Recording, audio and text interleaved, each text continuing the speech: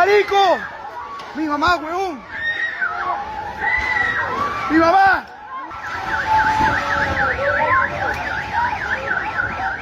Marico. Marico. Marico. Breaking news, international news mga kababayan, magkasunod na malalakas na lindol yumanig sa Venezuela. Mga gusali gumuho, state of emergency idineklara na. Samantala, isa ring lindol na yumanig sa Aomori, Japan, intensity 6. Magandang araw Pilipinas, narito ang pinakabagong international news update mula sa Philippine News. Huwag kalimutang i-like, i-share at subscribe ang aming channel para updated ka lagi sa pangyayari sa mundo. Mga kababayan, matinding pinsala ang iniwan ng magkasunod na malalakas na lindol na tumama sa bansang Venezuela. Ayon sa mga ulat, dalawang malalakas na pagyanig na may magnitude 7.2 at magnitude 7.5 ang yumanig sa bansa at nagdulot ng malawakang pagkasira ng mga gusali, partikular sa kabisera nitong Caracas.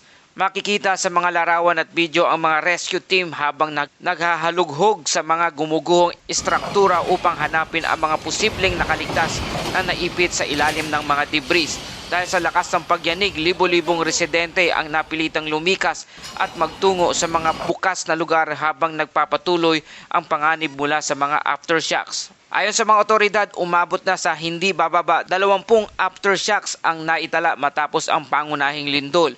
Bilang tugon sa sakuna, nagdeklara ng state of emergency ang pamahalaan ng Venezuela upang mapabilis ang rescue at relief operation nito. Samantala, pansamantala ring isinara ang pangunahing international airport ng bansa matapos makaranas ng matinding pinsala sa ilang pasilidad at infrastruktura. Patuloy ring sinusuri ng mga otoridad ang kabuang lawak ng pinsala at ang bilang ng mga naapektuhan ng kalamidad. Samantala, isa pang malakas na lindol ang yumanig sa hilagang bahagi ng Japan. Nagdulot ang matinding pagyanig sa Aomori Prefecture at iba pang karatig lugar.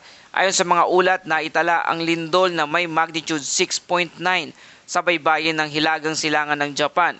Naramdaman ang pinakamalakas na pagyanig sa Aomori Prefecture kung saan umabot sa seismic intensity na 6 plus o Shindo 6 plus sa sukatan ng Japan.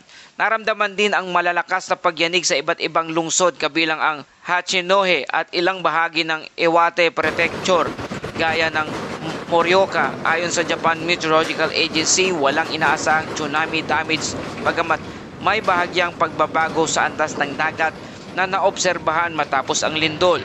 Sa Japan, ang intensity na 6 plus ay itinuturing na napakalakas na pagyanig kung saan halos imposibleng makatayo ng maayos at kadalas kinakailangang gumapang upang makakilos.